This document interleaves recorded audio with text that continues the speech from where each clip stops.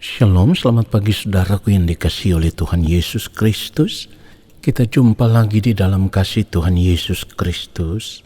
Dan yang selalu menjadi doa dan harapan saya, biarlah berkat Tuhan, kasih, sukacita dan damai sejahtera Allah senantiasa memenuhi kehidupan Bapak Ibu Saudara sekalian. Mari kita siapkan hati kita untuk masuk dalam doa syukur pagi ini.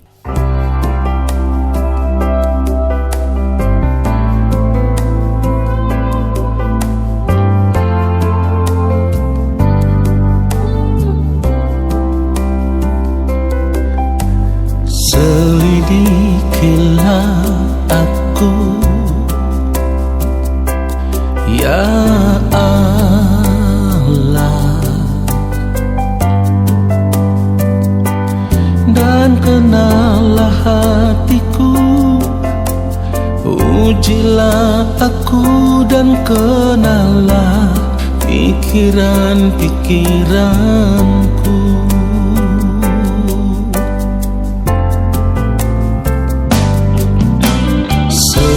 Selidikilah aku,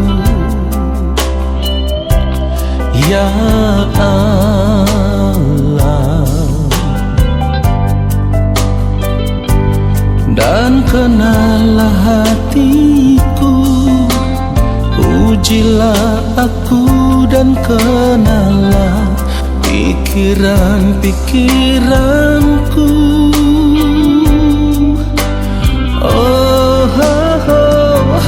Lihatlah apakah jalanku seru, dan tuntunlah aku di jalan yang kekal. Lihatlah apakah jalanku seru, dan tuntunlah aku di jalan yang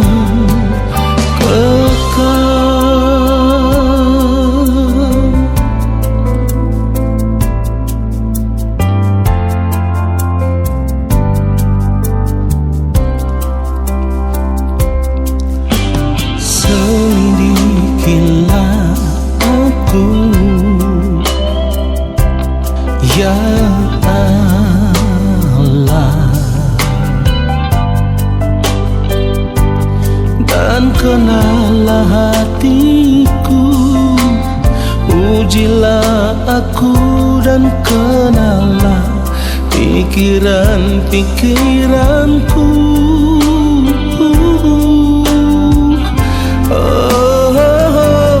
Lihatlah apakah jalanku seru, dan tuntunlah aku di jalan yang kekal. Lihatlah apakah jalanku seru, dan tuntunlah aku di jalan yang kekal.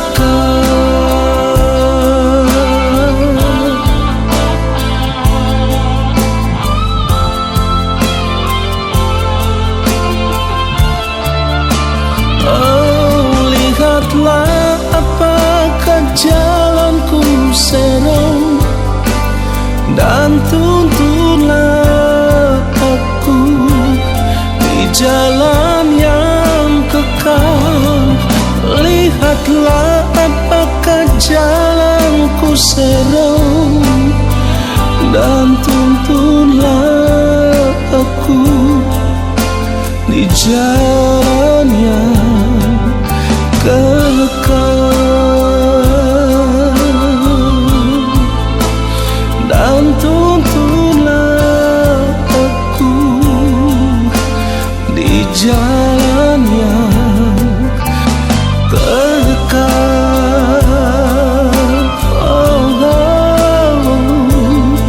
Dan tuntunlah aku di jalan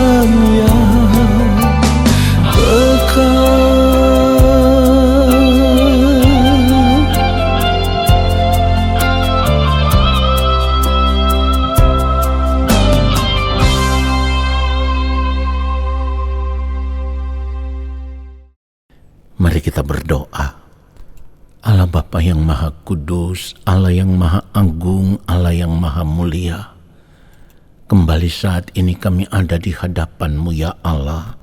Kami mau duduk diam di kaki-Mu ya Tuhan, duduk diam di dalam hadirat-Mu, dan kami mau menanti-nantikan Engkau berbicara bagi kami, menyampaikan isi hati-Mu kepada kami lewat setiap kebenaran firman yang akan kami dengar.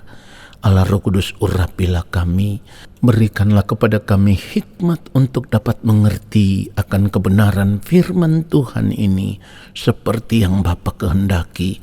Lalu kami mau berjuang di sepanjang hari hidup kami untuk hidup melakukan apa yang menjadi kehendak-Mu ya Allah.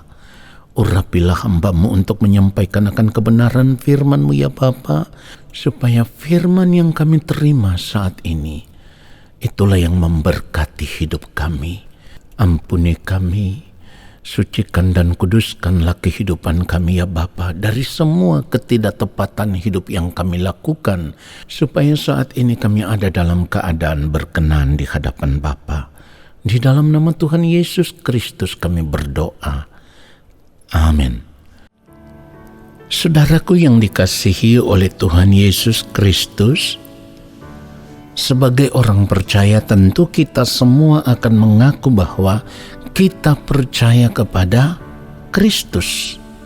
Sekarang yang menjadi pertanyaannya adalah, pernahkah selama ini kita memperkarakan mengapa kita harus percaya kepada Kristus?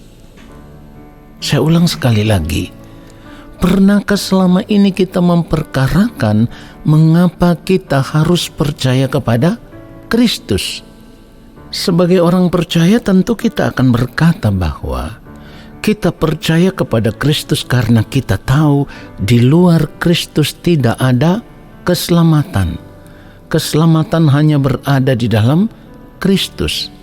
Saudaraku, kalau kita mengaku kita percaya kepada Kristus karena kita tahu di luar Kristus tidak ada keselamatan, jika demikian maka sekarang yang menjadi pertanyaannya adalah, keselamatan yang kita maksudkan di sini keselamatan yang mana? Apakah keselamatan selama kita hidup di dunia ini? Kalau kita berkata bahwa keselamatan yang kita maksudkan adalah keselamatan ketika nanti kita berada di kehidupan kekal, dengan demikian secara tidak langsung kita juga mengakui bahwa di kehidupan kekal nanti tidak semua orang akan diselamatkan.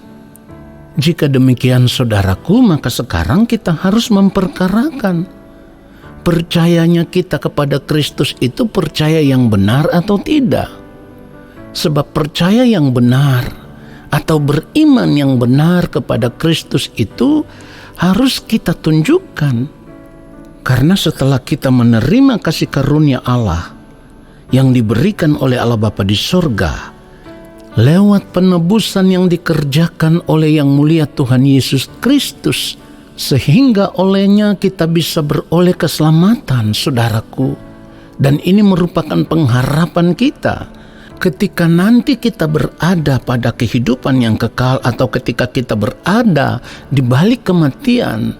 Keselamatan yang kita terima di dalam Kristus Yesus itu bisa benar-benar menjadi nyata di kehidupan kita di kekekalan nanti. Nah saudaraku, itulah kenapa saya katakan tadi, mari kita perkarakan percayanya kita kepada Kristus itu percaya yang benar atau tidak. Karena kalau kita benar-benar percaya kepada Kristus, maka seperti yang firman Tuhan katakan, karena itu tetaplah kerjakan keselamatanmu dengan takut dan gentar. Jadi kalau selama ini karena kita berpikir di dalam Kristus kita sudah menerima keselamatan, lalu kita menganggap bahwa semuanya sudah selesai, artinya kita tidak perlu lagi mengerjakan keselamatan itu, maka hal itu menunjukkan bahwa percayanya kita kepada Kristus adalah percaya yang salah. Sebab kalau kita berkata kita percaya kepada Kristus dan percaya kita itu adalah percaya yang benar, kita hidup sesuai dengan apa yang firman Tuhan katakan. Dan di sini kita harus menyadari bahwa setiap kebenaran firman Tuhan itu adalah perintah Tuhan. Perhatikan itu, setiap kebenaran firman Tuhan itu adalah perintah Tuhan. Jadi kalau firman Tuhan katakan, tetaplah kerjakan keselamatanmu dengan takut dan gentar, ya berarti kita harus tetap mengerjakan keselamatan itu. Sampai kapan? Sampai nanti kita masuk kepada kehidupan yang kekal. Barulah semua itu berakhir, saudaraku. Dengan demikian, sekarang kita mengerti bahwa selama kita masih hidup di dunia ini, berarti kita ada di dalam perjuangan, yaitu perjuangan untuk mempertahankan keselamatan yang sudah kita terima di dalam Kristus Yesus itu. Kalau kita tidak mau berjuang untuk tetap mengerjakan keselamatan itu dengan takut dan gentar, maka di balik kematian nanti, jiwa kita akan binasa di kekekalan. Jiwa kita akan terbuang ke dalam api neraka. Itulah kenapa firman Tuhan katakan tujuan iman kita itu adalah keselamatan jiwa. Kalau kita melihat 1 Petrus 1 ayat yang ke-9, firman Tuhan katakan, karena kamu telah mencapai tujuan imanmu, yaitu keselamatan jiwamu. Perhatikan dengan baik, kita akan baca ayat yang ke-10. Keselamatan itulah yang diselidiki dan diteliti oleh nabi-nabi yang telah bernubuat tentang kasih karunia yang diuntukkan bagimu. Jadi kalau firman Tuhan katakan kasih karunia itu diuntukkan bagimu, artinya disediakan bagi kita.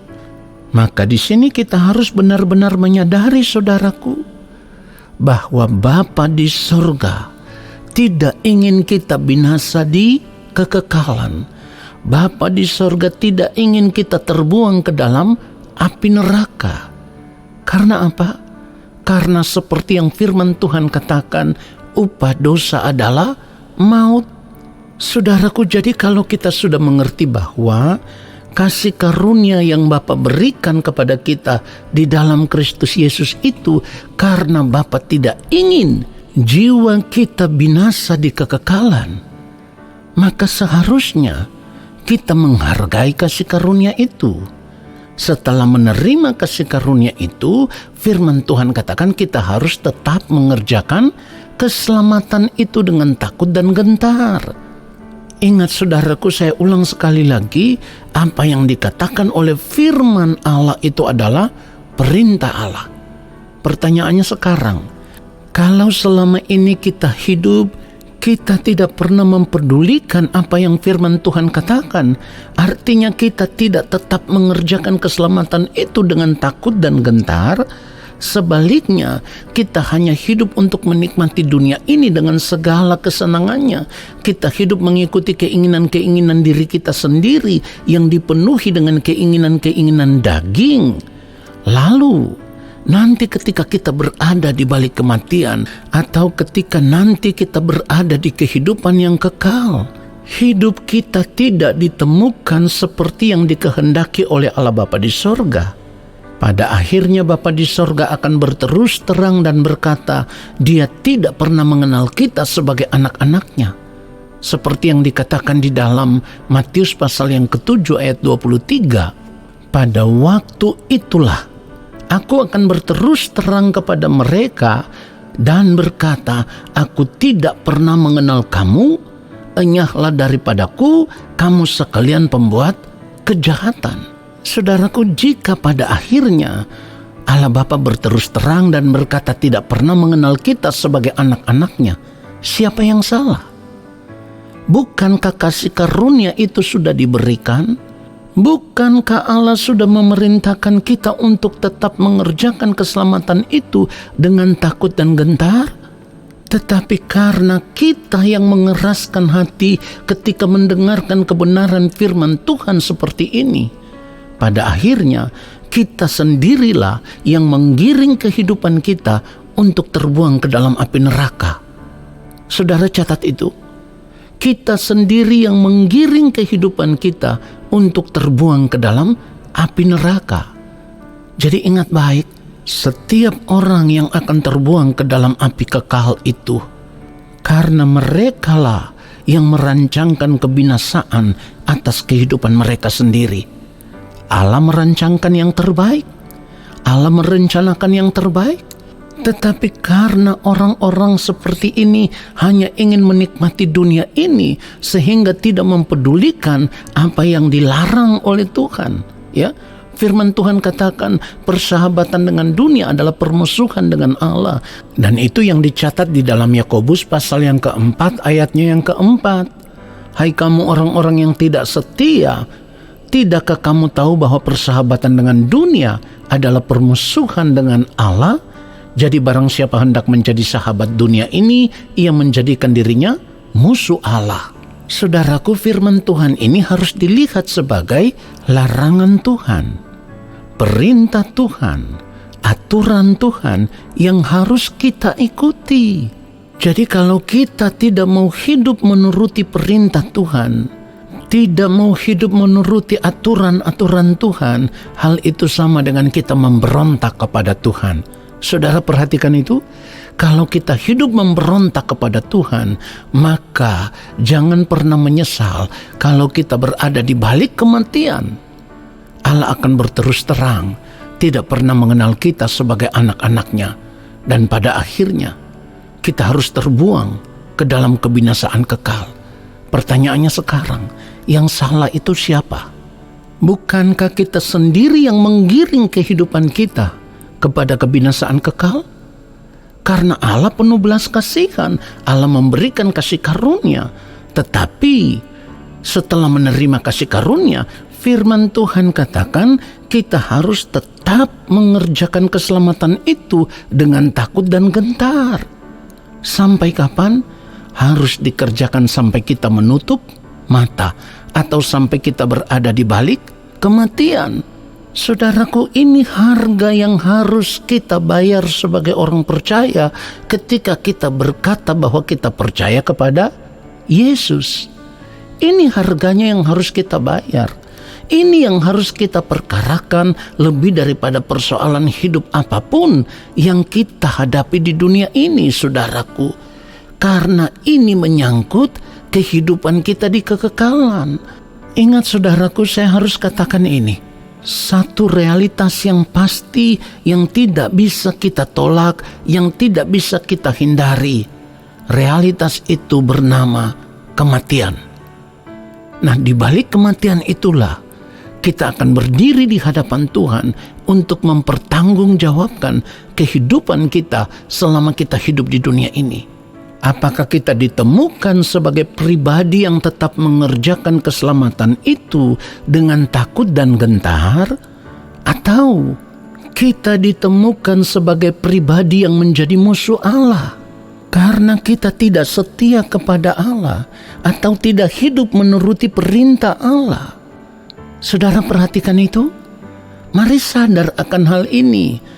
Realitas yang pasti itu kematian dan kita tidak bisa menolak. Saat ini kita semua berdiri pada barisan yang sama, menunggu giliran kapan realitas kematian itu tiba dalam kehidupan kita.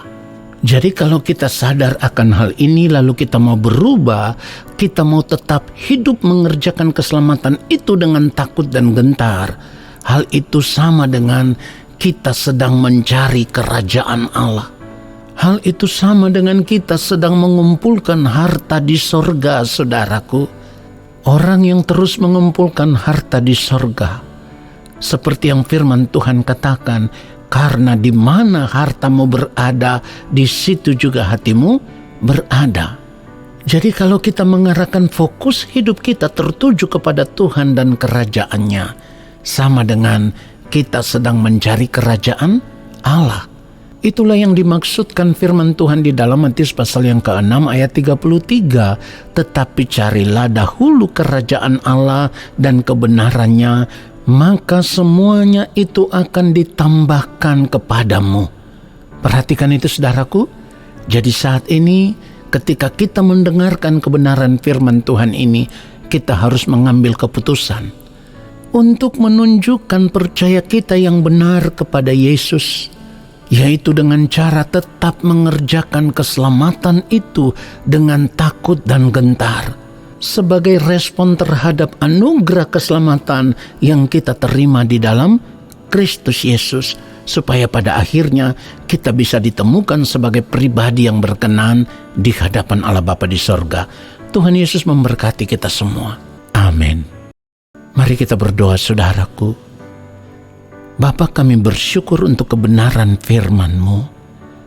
Terima kasih firman-Mu menegur kami, firman-Mu mengingatkan kami bahwa ketika kami berkata kami percaya kepada Yesus, itu artinya kami harus hidup di dalam penurutan akan kehendak Allah Bapa di sorga. Kami harus hidup untuk menuruti perintah-perintah Allah. Kami harus hidup untuk melakukan apa yang menjadi kehendak-Mu ya Bapa, selama kami masih hidup di dunia ini, supaya kami tidak menyia-nyiakan kasih karunia yang Bapa berikan kepada kami. Terima kasih Bapa untuk kebenaran firman-Mu ini. Kami bersyukur karena kami diberkati. Lalu saat ini kami semua mau mengangkat tangan di hadapan Bapa di sorga. Kiranya Bapa berkenan menurunkan tangan dan memberkati kami semua. Segala berkat kasih karunia daripada Allah Bapa di sorga, rahmat cinta kasih yang berlimpah-limpah dari Gembala Agung yang mulia Tuhan Yesus Kristus, di dalam persekutuan dengan Roh Allah yang kudus, kiranya turun atas kehidupan kami semua, menyertai langkah hidup kami semua, dan memberkati kehidupan kami semua, sekarang dan sampai selama-lamanya. Amin. Saudaraku, terima kasih sudah mengikuti doa syukur pagi ini. Sampai jumpa dalam doa syukur pagi besok hari. Shalom.